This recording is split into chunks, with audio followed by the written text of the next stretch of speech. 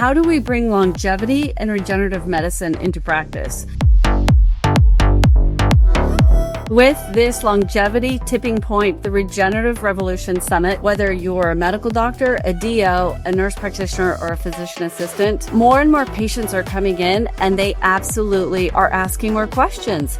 They've never been more curious, especially things that are not related to just a prescription medication or a surgery referral as their only one or two options, which so many patients are used to. So I'm really, really excited to be able to help offer more options and help open up the mindset of providers and give science-based data from leading experts all over the world on what is longevity, what is regenerative medicine, what are my options? Regenerative medicine, it is always changing and growing. And so being connected with experts from all over the world is key. And having these conversations as providers of, okay, what's new, what's up and coming, what is most important to me to bring into my practice as a provider from my specific client base of where am I at now and where do I want to be?